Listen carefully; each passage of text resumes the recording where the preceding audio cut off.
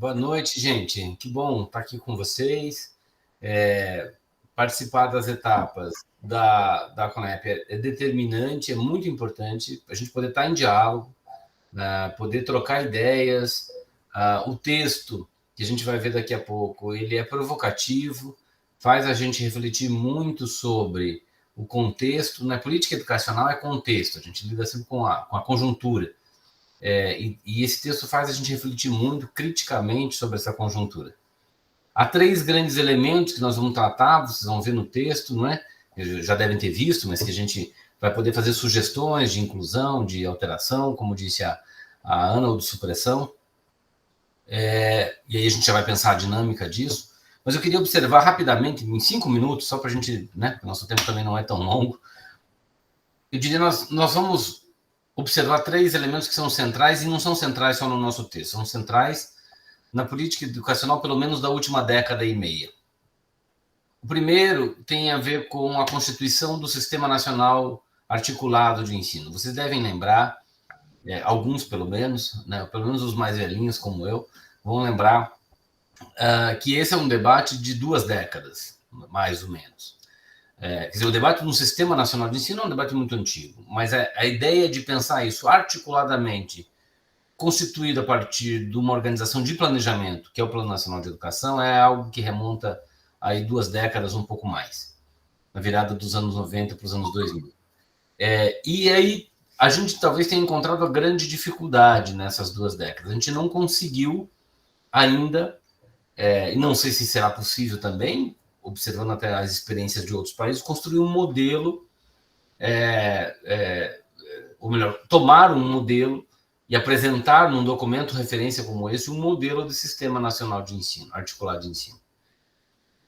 Isso significa que a construção desse sistema, que veja, no Brasil nós temos tantos, eu falava com a Sandra agora aqui sobre o projeto de lei sobre diretrizes municipais para a educação especial, nós temos tantos sistemas de ensino, potencialmente, quanto municípios e estados somados, o que vai dar alguma coisa na casa de 5.600, portanto, sistemas. E não temos um sistema nacional. O que nós temos são estruturas legais padronizadas nacionalmente, em acordo com a própria Constituição Federal, né, que estão postas na Lei de Diretrizes e Bases da Educação, que estabelecem elementos comuns em vários aspectos, mas que, ao mesmo tempo, também em diálogo com a autonomia dos entes federados apregoada na Constituição, garantem que estados e municípios possam constituir sua legislação própria, possam definir a sua orientação para a política educacional, para o funcionamento cotidiano das escolas. Isso significa que a gente vai ter que construir, e essa a conferência é uma ferramenta importantíssima para isso. A Conap, a gente vai ter que construir com muito diálogo, observando a história da educação brasileira. Ela é muito peculiar. O Brasil é um país cuja educação desde sempre foi descentralizada. Nós nunca tivemos uma educação centralizada nacionalmente. Desde que o país está completando, neste ano, 200 anos de independência, nesses 200 anos, por pouquíssimos momentos, nós tivemos uma tentativa do governo central, fosse o Império, fosse já o governo federal durante a República, de tentar organizar de maneira padronizada nacionalmente. Então, há que se observar essa história, há que se observar a cultura e a diversidade brasileira. Nós somos muitos Brasis, com realidades muito distintas. Um pouquinho antes da pandemia começar, eu estava fazendo um trabalho no Acre, a gente tem um acordo, um termo de cooperação com a Universidade Federal do Acre, e tinha ido lá para o campus de Cruzeiro. O Cruzeiro é lá no extremo oeste do Acre, fica 1 hora de avião para lá de Rio Branco, é longe, lá no Peru, quase. E aí, num dia de descanso, a gente foi fazer um passeio de barco lá. Quando eu vejo a gente saindo cedo para ir para esse lugar, vinha subindo o rio um barco com uns 30, 40 meninos, meninas, tudo de coletinho salva-vida, assim. Era o barco do transporte, era o transporte escolar. O barco vai passando, pegando os meninos, daí deixa na escola, e depois, no final do dia, passa devolvendo Ônibus escolar nem pensar, trata-se de barco escolar, porque é ele que leva e que traz. São realidades, e que na época da seca é uma realidade, na época da enchente é outra, né? Na época da cheia. Isso, como é que pensa um sistema nacional, por exemplo, com um calendário padronizado, com uma diversidade tão grande, não é? Assim como com as potencialidades e exemplos já experimentados de sistemas mais participativos.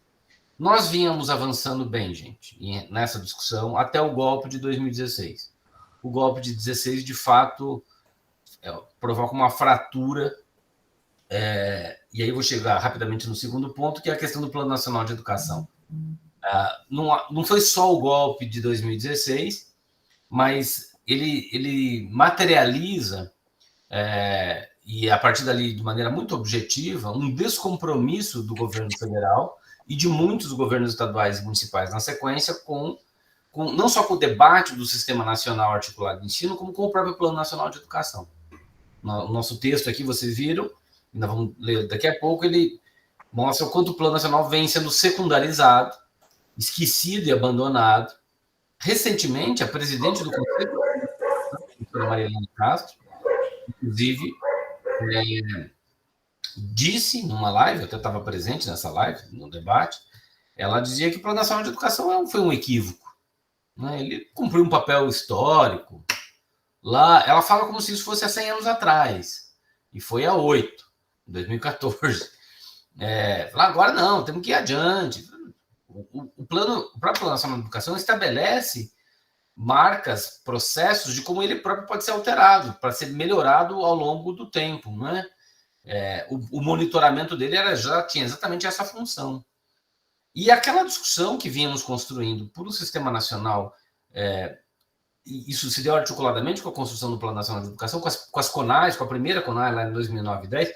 A CONAE de 2009 e 10 envolveu mais de 500 mil pessoas no Brasil todo. Um debate, vocês lembram até no Faustão, no programa do Faustão, a menina lá que era sindicalista lá do Rio Grande do Norte, foi falar do Plano Nacional de Educação, vocês não vão lembrar disso.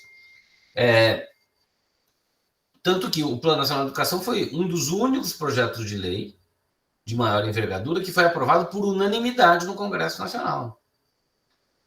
Na Câmara dos Deputados. Todos os deputados que estavam na casa naquele dia, eram mais de 450, votaram a favor, ninguém se absteve. Dos que estavam na casa, ninguém se absteve, ninguém votou contra.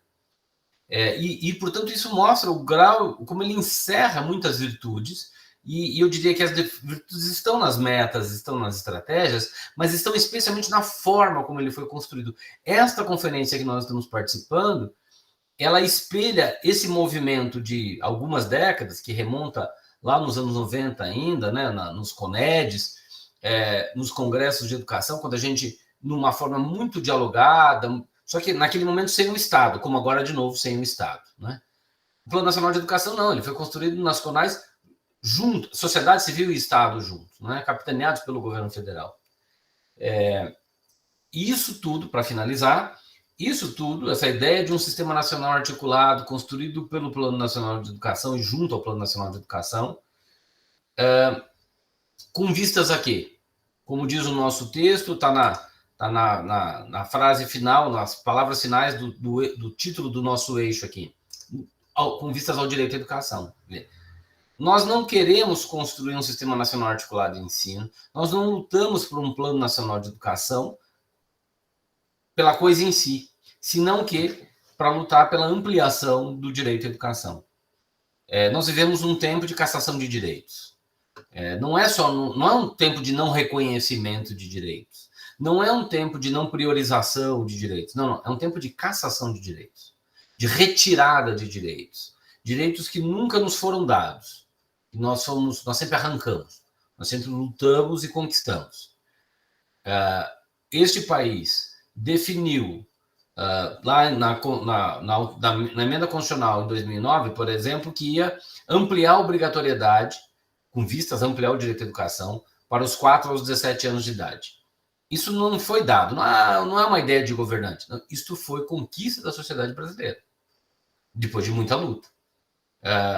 Nós conquistamos a interiorização das universidades federais, a criação de institutos federais. Claro, Lula, Dilma, outros podem dizer que foi meu governo. Tudo bem, Foram governos que fizeram, mas isso não foi dado.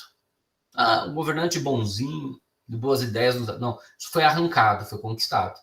E é isso que nos está sendo tirado, pelo menos desde o golpe de 2016. Com certeza desde o golpe de 2016 e muito mais efetivamente a partir de janeiro de 2019, quando esse desgoverno começou.